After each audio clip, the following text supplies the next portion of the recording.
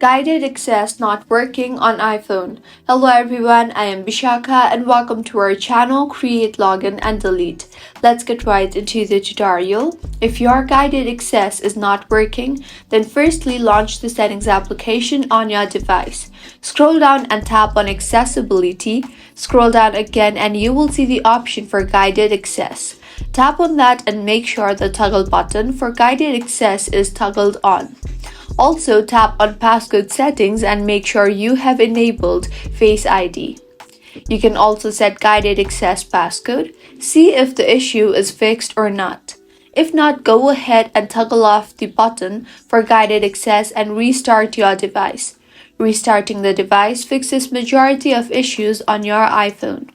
Once restarted, launch the settings application and tap on accessibility and then on guided access. Now toggle on the button for guided access again. Also, toggle on the button for accessibility shortcut and go back and tap on accessibility shortcut.